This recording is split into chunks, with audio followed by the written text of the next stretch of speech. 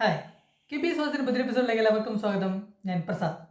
നിങ്ങളുടെ ബിസിനസ്സിലായിക്കോട്ടെ, നിങ്ങളുടെ കരിയറിലായിക്കോട്ടെ, പരാജയ സാധ്യതകളുണ്ട്, വിജയത്തിന്റെ സാധ്യതകളുണ്ട്. അതുപോലെ നമ്മൾ സ്റ്റാർട്ട് ചെയ്യുന്ന സമയത്ത് പലപ്പോഴും വിജയത്തെക്കുറിച്ച് മാത്രമേ ചിന്തിക്കുള്ളൂ, പരാജയത്തെക്കുറിച്ച് ചിന്തിക്കില്ല. എൻ്റെ ഒരു അഭിപ്രായത്തിൽ നമുക്ക് വിജയത്തിൽ നിന്നും പഠിക്കാനുള്ളതിനേക്കാൾ കൂടുതൽ പലപ്പോഴും പരാജയങ്ങളിൽ നിന്നും പഠിക്കാൻ സാധിക്കും. പലരുടെയും പരാജയ കഥകൾ കൂടി കേൾക്കുമ്പോഴേ നമുക്ക് ഒരു നാണയത്തിന്റെ രണ്ട് വശങ്ങൾ കാണുന്നത് പോലെ ഒരു ബിസിനസിന്റെ, ഒരു കരിയറിന്റെ, ഒരു ഇൻഡസ്ട്രിയുടെ രണ്ട് വശങ്ങൾ നമുക്ക് കാണാൻ സാധിക്കുകയുള്ളൂ.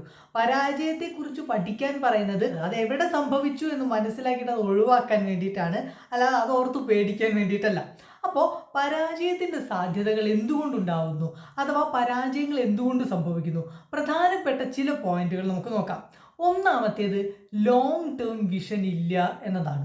ഭൂരിഭാഗം ബിസിനസ്സുകളിലും ഭൂരിഭാഗം ആളുകളുടെ കരിയറിലും വലിയൊരു പ്രശ്നമാണ്. അവരൊരു 10 കൊല്ലം കഴിഞ്ഞ് എവിടെ എത്തും, ഒരു 15 കൊല്ലം കഴിഞ്ഞ് എവിടെ എത്തും എന്നൊന്നും ചോദിച്ചു കഴിഞ്ഞാൽ വലിയ ധാരണ അവർക്കുണ്ടാവില്ല. പല ആളുകളും ഇന്നത്തെ കാര്യമേ അറിയില്ല, പിന്നല്ലേ നാളെ എന്ന ഒരു കാഴ്ചപ്പാടോട് കൂടിയിട്ടാണ് ജീവിതത്തെ ഫേസ് ചെയ്യുന്നത്. ഇന്ന് ഇന്ന് ഇന്ന് എന്ന് ചിന്തിച്ചു കഴിഞ്ഞാൽ സംഭവം ശരിയാണ്, നമുക്ക് ഇന്നത്തെ കാര്യം മാത്രം ഫോക്കസ് ചെയ്താൽ മതി. പക്ഷേ നാളെയെക്കുറിച്ച് നമുക്ക് ധാരണ ഇല്ല എന്നുണ്ടെങ്കിൽ ഒരു പ്രശ്നം വരുമ്പോൾ അതിനെ എങ്ങനെ ഫേസ് ചെയ്യണം എന്ന് മനസ്സിലാവില്ല. അതുപോലെ തന്നെ നമ്മൾ പോകുന്ന ഡയറക്ഷൻ കറക്റ്റ് ആണോ എന്നത് മനസ്സിലാവില്ല. ജീവിതത്തിൽ പലപ്പോഴും സ്പീഡിനല്ല പ്രാധാന്യം, ഡയറക്ഷനാണ്. അതുകൊണ്ട് നമ്മൾ എങ്ങോട്ടാണ് പോകുന്നത്, നമ്മൾ മുകളിലേക്കാണോ താഴേക്കാണോ, കറക്റ്റ് ഡയറക്ഷനിൽ തന്നെയാണോ പോകുന്നത്, കറക്റ്റായ തീരുമാനങ്ങൾ തന്നെയാണോ എടുക്കുന്നത്, ഇതൊക്കെ അറിയണമെങ്കിൽ നമുക്ക് ലോങ് ടേം വിഷൻ ആവശ്യമാണ് എന്നതാണ്. ഏറ്റവും ഇഫക്റ്റീവായ ഒരു മെത്തേഡാണ് 5 ഇയർ പ്ലാനുകൾ ഉണ്ടാക്കുക. 5 കൊല്ലം കഴിഞ്ഞാൽ എവിടെ എത്തും, 10 കൊല്ലം കഴിഞ്ഞാൽ എവിടെ എത്തും എന്ന രീതിയിൽ പ്ലാനുകൾ ഉണ്ടാക്കി വെക്കാം. രണ്ടാമത്തെ പോയിന്റ് എന്ന് പറയുന്നത് ഗ്രോത്ത് മൈൻഡ് സെറ്റിന്റെ അഭാവമാണ്. അതായത് നിങ്ങൾ വളരണം, നിങ്ങളുടെ കൂടെയുള്ളവർ വളരണം, നിങ്ങളുടെ സ്ഥാപനം വളരണം, നിങ്ങളുടെ ഇൻഡസ്ട്രി വളരണം എന്ന രീതിയിൽ ചിന്തിക്കാത്ത ആളുകൾക്ക് വളർച്ച ഉണ്ടാക്കാൻ പ്രയാസമാണ്. അങ്ങനെയുള്ളവർ പൊതുവെ മെയിൻ്റനൻസ് മോഡിൽ പോകും, അല്ലെന്നുണ്ടെങ്കിൽ ഡിക്ലൈൻഡ് ആയി പോകും. എന്താണ് മെയിൻ്റനൻസ് മോഡ് എന്ന് പറഞ്ഞു കഴിഞ്ഞാൽ, ഇന്ന് നിൽക്കുന്ന അതേ നിപ്പ് നാളെ നിൽക്കും, അതേ നിപ്പ് 5 കൊല്ലം കഴിഞ്ഞാൽ നിൽക്കും, അതേ നിപ്പ് 10 കൊല്ലം കഴിഞ്ഞാൽ നിൽക്കും. അവർക്ക് വളർച്ച ഉണ്ടാവില്ല. നിങ്ങൾക്ക് ഫൈനാൻഷ്യൽ ഗ്രോത്ത് ഇല്ലെങ്കിൽ, നിങ്ങളുടെ ലൈഫിൻ്റെ ക്വാളിറ്റി ഇമ്പ്രൂവ് ചെയ്യുന്നില്ലെങ്കിൽ, നിങ്ങൾ പുതിയ കാര്യങ്ങൾക്ക് എക്സ്പോഷർ കിട്ടുന്നില്ല എന്നുണ്ടെങ്കിൽ നിങ്ങളുടെ ജീവിതം അങ്ങനെ തന്നെ നിന്നു പോകും. അപ്പോൾ നിങ്ങൾക്ക് അറിയാത്ത കാര്യങ്ങളിലേക്ക് എക്സ്പോഷർ കിട്ടുന്ന രീതിയിലായിരിക്കണം നിങ്ങളുടെ ബിസിനസ്സും നിങ്ങളുടെ കരിയറും നിങ്ങളെ കൊണ്ടുപോകേണ്ടത്. അങ്ങനെയല്ല പോകുന്നത് എന്നുണ്ടെങ്കിൽ നിങ്ങൾക്ക് ഗ്രോത്ത് മൈൻഡ് സെറ്റ് ഉണ്ടാക്കിയെടുക്കേണ്ട സമയമായി എന്നതാണ് അതിൻ്റെ അർത്ഥം. ഗ്രോത്ത് മൈൻഡ് സെറ്റ് ഉള്ള ആൾക്കാരുടെ പ്രത്യേകത, അവർക്ക് പുതിയ കാര്യങ്ങൾ വരുമ്പോൾ അല്ലെങ്കിൽ പുതിയ ചലഞ്ചസ് വരുമ്പോൾ അതിനെ ഒരു ചലഞ്ചായിട്ട് തന്നെ നോക്കിക്കാണാൻ പറ്റും. അതൊരു ഒബ്സ്റ്റക്കിളായിട്ട് അവർക്ക് തോന്നില്ല. എന്നാൽ നമുക്ക് മെയിൻ്റനൻസ് മൈൻഡ് സെറ്റ് ആണുള്ളതെങ്കിൽ മുന്നിൽ വരുന്ന കാര്യങ്ങൾ ഒബ്സ്റ്റക്കിളായിട്ട് നമുക്ക് തോന്നുകയുള്ളൂ. അതുകൊണ്ട് എപ്പോഴും ഒരു ഗ്രോത്ത് മൈൻഡ് സെറ്റ് ഉണ്ടാക്കിയെടുക്കുക എന്നതാണ്. മൂന്നാമത്തേത്, നമ്മുടെ സിസ്റ്റവും പ്രോസസ്സും ഇംപ്രവൈസ് ചെയ്യാൻ ശ്രമിക്കാത്തത്. നമ്മൾ നിലനിൽക്കുന്ന കാര്യങ്ങൾ അങ്ങനെ തന്നെ പിന്തുടരാനാണ് മനുഷ്യർ പൊതുവെ താല്പര്യം. പ്രത്യേകിച്ച് പുരുഷന്മാർക്ക് ഈ ടെൻഡൻസി കൂടുതലാണെന്നാണ് മനഃശാസ്ത്രം പറയുന്നത്. നമ്മുടെ സിസ്റ്റങ്ങളെ നമ്മൾ ഇംപ്രവൈസ് ചെയ്തുകൊണ്ടിരിക്കണം, നമ്മുടെ പ്രോസസ്സുകൾ നമ്മൾ ഇംപ്രവൈസ് ചെയ്തുകൊണ്ടിരിക്കണം. അത് കൃത്യമായ കാലയളവിൽ ഇഫക്റ്റീവായിട്ട് ചെയ്യണം.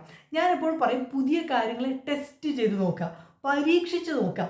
നമുക്കത് വർക്കൗട്ട് ആവുന്നുണ്ടെങ്കിൽ നമ്മളത് അപ്ലൈ ചെയ്യുക, അല്ലെന്നുണ്ടെങ്കിൽ അതിനെ ഒഴിവാക്കി വയ്ക്കുക എന്ന രീതിയിലായിരിക്കണം കൊണ്ടുപോകേണ്ടത്. അതുപോലെ തന്നെ ഇത്തരം ഇംപ്രവൈസേഷൻസ് ഉണ്ടാവുമ്പോഴായിരിക്കും നമ്മൾ ചെയ്തിരുന്ന പല കാര്യങ്ങളും ഒരു ഇഫക്റ്റീവ് അല്ല എന്ന് നമുക്ക് മനസ്സിലാവുക. അപ്പോൾ അതിനെ മാറ്റി നിർത്തി പുതിയ കാര്യങ്ങൾ സ്വീകരിക്കാൻ തയ്യാറാവുക. അങ്ങനെ എപ്പോഴും പുതിയ കാര്യങ്ങളെ പരീക്ഷിക്കാനും പുതിയ മാറ്റങ്ങൾ ഉണ്ടാക്കാനും പുതിയ ഗ്രോത്തുകൾ ഉണ്ടാക്കാനും ശ്രമിച്ചുകൊണ്ടിരിക്കുക. അത് ശ്രമിക്കുന്നില്ല എന്നുണ്ടെങ്കിൽ നിങ്ങളുടെ കരിയർ ആയിക്കോട്ടെ, നിങ്ങളുടെ ബിസിനസ് ആയിക്കോട്ടെ, കാലഹരണപ്പെട്ടു പോകും. അങ്ങനെ കാലഹരണപ്പെട്ടു പോയ ബ്രാൻഡുകൾ പലതുമുണ്ട്, കാലഹരണപ്പെട്ടു പോയ പ്രോഡക്റ്റുകൾ പലതുമുണ്ട്. അതൊക്കെ കാലത്തിൻ്റെ ഒഴുക്കിനനുസരിച്ച് നീങ്ങാത്തത് കൊണ്ട് സംഭവിക്കുന്നതാണ്. നാലാമത്തെ പോയിന്റ് എന്ന് പറയുന്നത് ഫൈനാൻഷ്യൽ മാനേജ്മെൻ്റ് ആണ്. പണം എന്ന് പറയുന്നത് പവർഫുൾ ആയ ഒരു ടൂളാണ്. നിങ്ങൾ എന്തു പറഞ്ഞാലും ശരി, പണം എന്ന് പറയുന്ന ടൂൾ നമ്മുടെ കയ്യിലില്ല എങ്കിൽ, അതുപോലെ തന്നെ ആ ടൂളിനെ വേണ്ട രീതിയിൽ ഉപയോഗിക്കാൻ നമുക്ക് അറിയില്ല എന്നുണ്ടെങ്കിൽ നമ്മുടെ ബിസിനസ്, നമ്മുടെ കരിയർ രണ്ടും കുളമാകുമെന്ന കാര്യത്തിൽ സംശയമേ വേണ്ട. കാരണം പണം എന്ന് പറയുന്ന ആ ടൂളിൻ്റെ ബലത്തിലാണ് പല കാര്യങ്ങളും മനുഷ്യൻ പരീക്ഷിച്ച് നോക്കിയിട്ടുള്ളത്. നമ്മളുടെ വാല്യൂവിനെ മെഷർ ചെയ്യാനുള്ള ഒരു ഇഫക്റ്റീവായ മെത്തേഡാണ് പണം എന്ന് പറയുന്നത്. അപ്പോൾ പണം എന്ന വസ്തു എങ്ങനെയാണ് സംഭവിക്കുന്നത്, പണം എന്നത് എങ്ങനെയാണ് പ്രോസസ്ഡ് ആവുന്നത് എന്ന് എപ്പോഴും മനസ്സിലാക്കുക. ഫൈനാൻഷ്യൽ എഡ്യൂക്കേഷൻ ജീവിതത്തിൻ്റെ ഭാഗമാക്കി മാറ്റുക. ഇനി ഏറ്റവും അവസാനത്തേത് പ്ലാനിങ്ങിൻ്റെ അഭാവമാണ്. ഒരുപാട് പേരുണ്ട്, അവർക്കൊരു പ്ലാൻ ഉണ്ടാവില്ല. പലപ്പോഴും പ്ലാനിങ്ങിനെ കുറിച്ച് ആളുകളോട് പറയുമ്പോൾ അവർ പറയാറുള്ള ഒരു മറുപടിയാണ്, ഇന്നത്തെ കാര്യങ്ങൾ തന്നെ എങ്ങനെ നടക്കുമെന്നായിരിക്കില്ല, പിന്നെയാണ് നമ്മൾ ഭാവിയെക്കുറിച്ച് പ്ലാൻ ചെയ്യുന്നത്. അല്ലെങ്കിൽ ഭാവി എന്നത് ഉണ്ടോ എന്ന് പോലും നമുക്കറിയില്ല, പിന്നെ എന്തിനാ ഭാവിയെക്കുറിച്ച് പ്ലാൻ ചെയ്യുന്നത്? പല വലിയ ബ്രാൻഡുകളുടെ ഫൗണ്ടേഴ്സ് ഇന്ന് ജീവിച്ചിരിപ്പില്ല. പക്ഷെ ആ ബ്രാൻഡുകൾ നിലനിൽക്കുന്നുണ്ട്. അതിൻ്റെ കാരണം എന്താണ്? അവർക്ക് അന്നൊരു വിഷൻ ഉണ്ടായിരുന്നു. അവർക്ക് അന്നൊരു പ്ലാൻ ഉണ്ടായിരുന്നു. ആ പ്ലാൻ അന്ന് ഇംപ്ലിമെന്റ് ചെയ്യാൻ തുടങ്ങി. അത് അടുത്ത ജനറേഷൻ അവർ കൈമാറി. അങ്ങനെ കൈമാറി തലമുറകളിലൂടെയാണ് ആ പ്ലാൻ ഇംപ്ലിമെന്റ് ചെയ്ത ആ സ്ഥാപനം വളർന്നു വളർന്നു വന്നത്. അപ്പോൾ അത്തരം ഒരു പ്ലാൻ ഇല്ല എന്നുണ്ടെങ്കിൽ നമുക്ക് ഗ്രോത്തിനും നമുക്ക് ഇംപ്രൂവിങ്ങിനും ഒന്നും പോസിബിലിറ്റി ഇല്ല. പലപ്പോഴും നമ്മൾ ഒരു പ്ലാൻ ഉണ്ടാക്കുന്ന സമയത്ത് തന്നെ നമ്മൾ മനസ്സിലാക്കേണ്ട ഒരു കാര്യം, ആ പ്ലാൻ അങ്ങനെ തന്നെ ഇംപ്ലിമെന്റ് ചെയ്യണമെന്ന് വാശി പിടിക്കരുത്. സാഹചര്യങ്ങൾ മാറുന്നതിനനുസരിച്ച് പലപ്പോഴും പ്ലാൻ മാറ്റേണ്ടതായിട്ട് വരും. പക്ഷേ അപ്പോഴേയും ചിന്തിക്കേണ്ട ഒരു കാര്യം, പ്ലാൻ എയിൽ നിന്നും പ്ലാൻ ബിയിലേക്ക് പോകുന്നതിൻ്റെ ഉദ്ദേശം പ്ലാൻ എ വർക്കൗട്ട് ചെയ്യുക എന്നത് തന്നെയാണ്. അല്ലാതെ എൻ്റയർലി ഡിഫറെൻ്റ് ആയ ഡെസ്റ്റിനേഷനിലേക്കല്ല എത്തേണ്ടത്. നമ്മൾ ബിസിനസ് തുടങ്ങി, ബിസിനസ്സിൽ നഷ്ടത്തിലാണ് പോയിക്കൊണ്ടിരിക്കുന്നത്. ഇതിനെ ലാഭത്തിലാക്കുക എന്നതുകൊണ്ട് ഉദ്ദേശിക്കുന്നത് ബിസിനസ് അടച്ചു പൂട്ടുക എന്നതല്ല. അതിനെ കൂടുതൽ നന്നായിട്ട്, അതിനെ എങ്ങനെ ഇഫക്റ്റീവായിട്ട് വർക്ക് ചെയ്യാം, അതിനെ എങ്ങനെ കൂടുതൽ ഇംപ്രൂവൈസ് ചെയ്ത് കൊണ്ടുവരാം എന്ന് ചിന്തിച്ച് അതിനെ വീണ്ടും പ്രോഫിറ്റബിൾ ആക്കി മാറ്റുക എന്നതാണ് അവിടെ ഉദ്ദേശിക്കുന്നത്. അഥവാ ബാക്കപ്പ് പ്ലാനുകളെ കുറിച്ച് ചിന്തിക്കുമ്പോൾ അതിൻ്റെ ഉദ്ദേശം എന്ന് പറയുന്നത് ആ കാര്യത്തെ കൂടുതൽ നന്നായിട്ട് ഇംപ്ലിമെൻറ്റ് ചെയ്യാൻ നമ്മളെ സഹായിക്കണം എന്നുള്ളതാണ്. അതിനാണ് ഞാൻ ആദ്യമേ പറഞ്ഞത്, നമുക്കൊരു വിഷൻ വേണം, നമുക്കതിലുള്ള ഒരു മിഷൻ വേണം എന്ന്. ഇത്തരം ചില പോയിന്റുകൾ ജീവിതത്തിൽ നമ്മൾ അപ്ലൈ ചെയ്ത് കഴിഞ്ഞാൽ, ഇതിന് ബോധപൂർവ്വം നമ്മൾ സമയം ചിലവാക്കി കഴിഞ്ഞാൽ നമ്മുടെ ജീവിതത്തിൽ നല്ല ഡ്രാസ്റ്റിക്കായ മാറ്റമാണ് ഉണ്ടാവുക എന്ന് ഞാൻ ഉറപ്പ് തരുന്നു. പ്രിയപ്പെട്ടവർക്ക് വീഡിയോ ഇഷ്ടപ്പെട്ടാൽ ദയവായി മറ്റുള്ളവർക്ക് ഷെയർ ചെയ്യുക, വീഡിയോ ലൈക്ക് ചെയ്യുക, ചാനൽ സബ്സ്ക്രൈബ് ചെയ്യില്ലെങ്കിൽ സബ്സ്ക്രൈബ് ചെയ്യുക. Thank you so much.